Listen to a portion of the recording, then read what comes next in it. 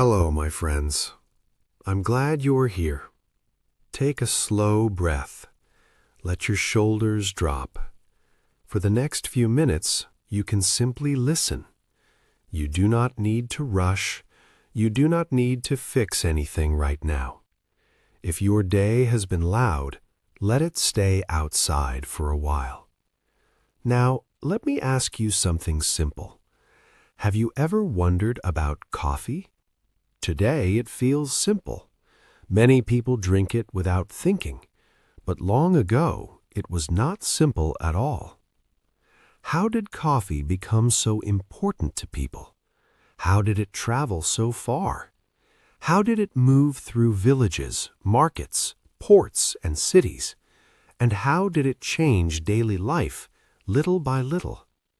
Let's go back, far back.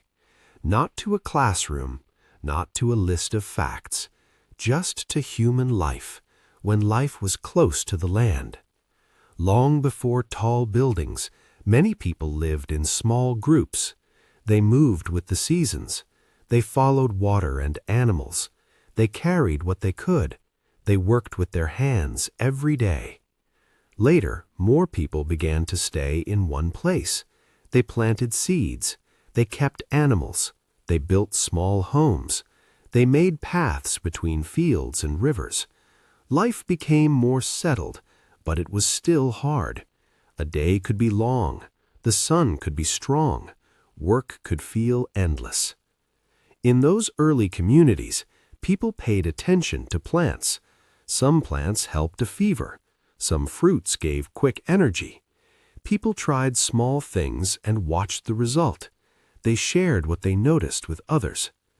In the highlands of East Africa, a small tree grew wild.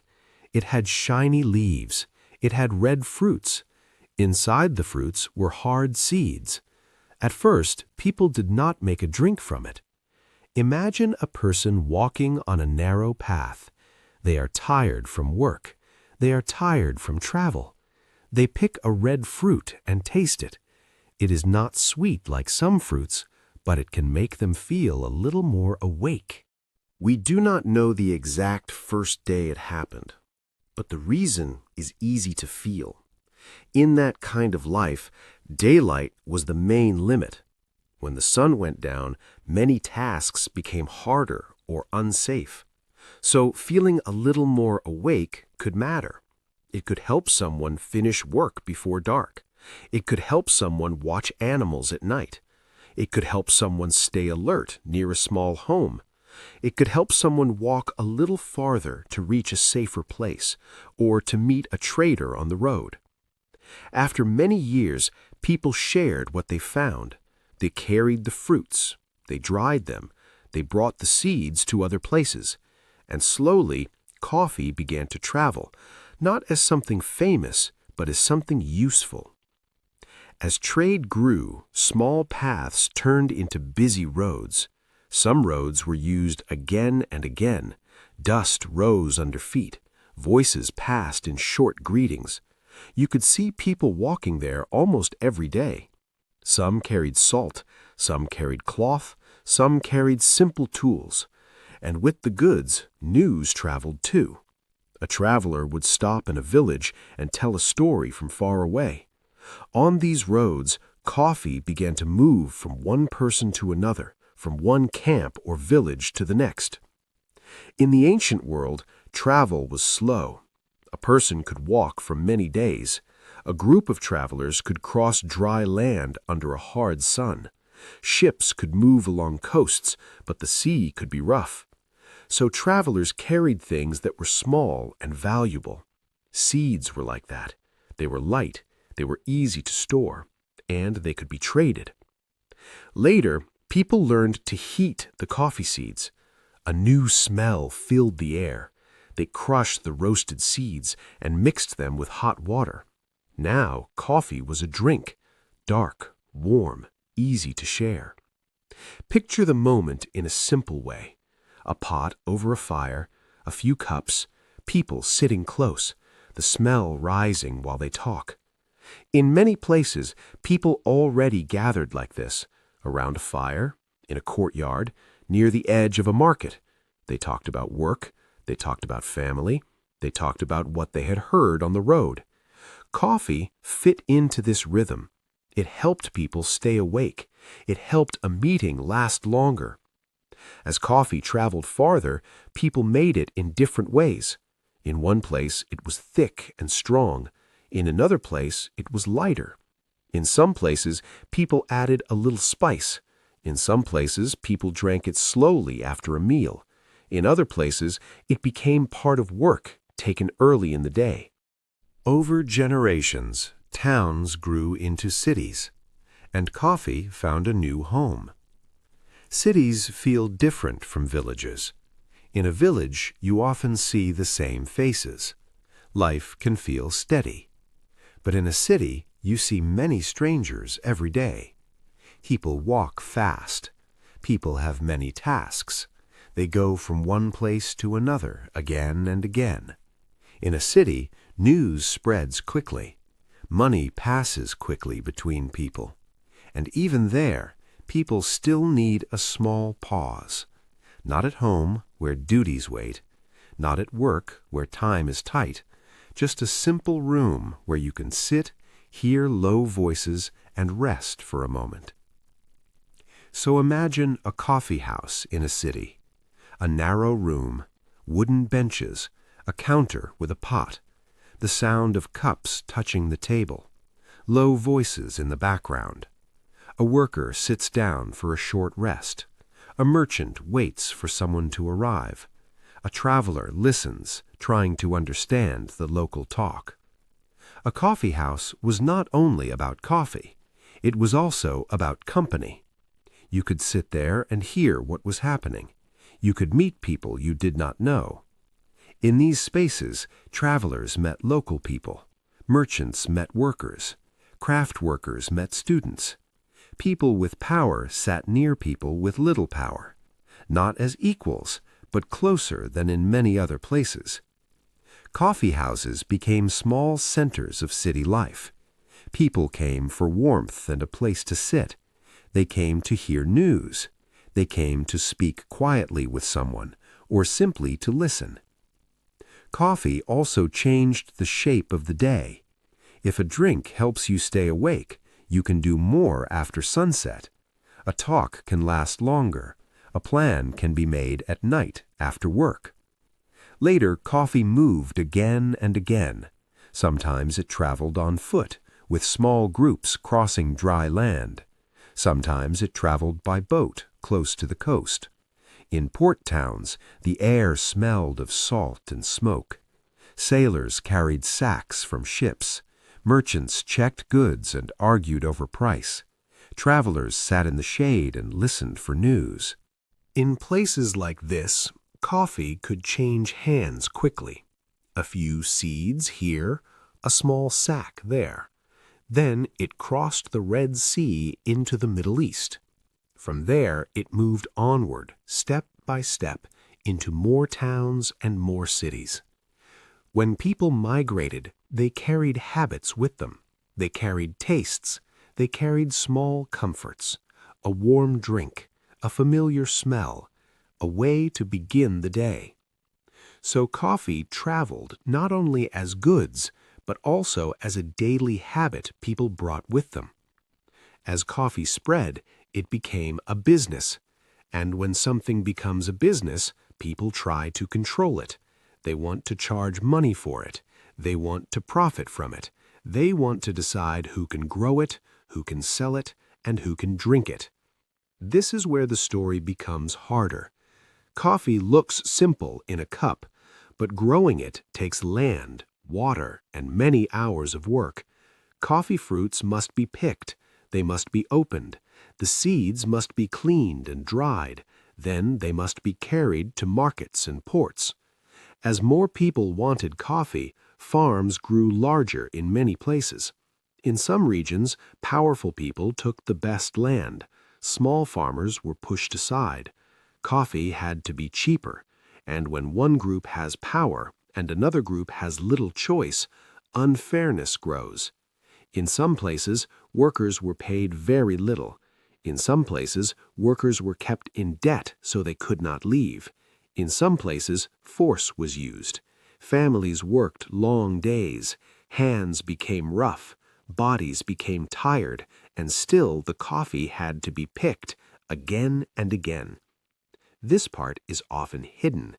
In a city, coffee arrives in sacks. It arrives in neat packages.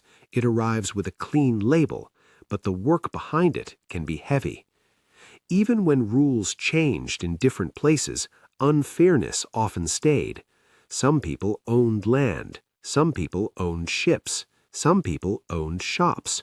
And many people owned only their time and their strength. Still, coffee kept moving into more homes and more lives. Much later, the modern world changed everything again. Ships became larger and faster. Some moved across oceans again and again. Trains and trucks carried bags inland. Ports grew busy. Warehouses filled with sacks. Coffee could now travel far in very large amounts. Roasting also changed. In some places, roasting moved from a small pan to a large room. There were rows of machines. There was heat, noise, and a strong smell in the air. Grinding became faster. Packaging improved. Companies could sell the same taste again and again in many places. And work changed too. More people lived in crowded towns and cities. Many people worked in factories and offices. Some people worked in shifts. Some people started before sunrise. Some people finished late under bright lights. Long ago, many people woke up when the sky became light. Work began with the sun, and it ended when it grew dark. But later, factories and offices had fixed hours. People had to start early. People had to finish late. In this new routine, coffee became more important. It helped people stay awake when work did not match the sun. Coffee also became easier to make. In some homes, people could boil water and make coffee quickly.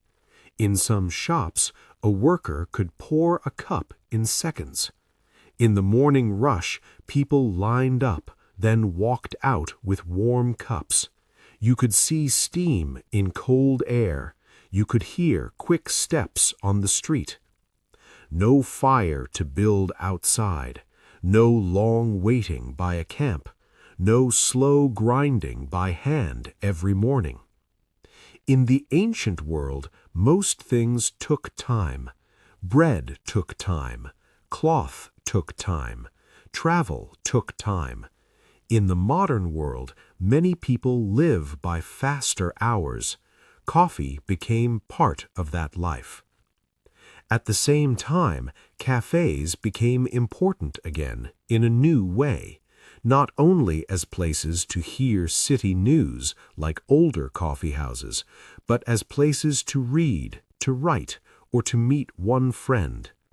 A person can sit alone at a small table with other people nearby. They can feel quiet company even without talking. So coffee remained what it had often been, a drink, yes, but also a shared pause in a busy day. And the journey behind a cup became even longer. A coffee plant grows in one climate. A worker picks the fruits. Another worker dries the seeds. A truck carries the bags to a port. A ship carries them across the sea. A factory roasts them.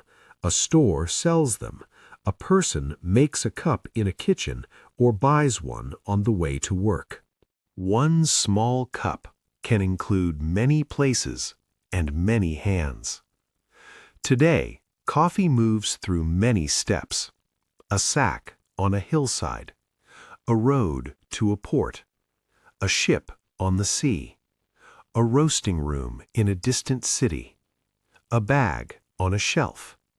A cup in someone's hands. In some places, farmers earn better money than before. In other places, life is still very hard. Sometimes the people who pick and dry the coffee still earn the least.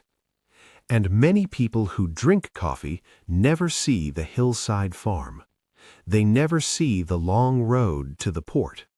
They only see a clean bag in a store or a warm cup in their hand.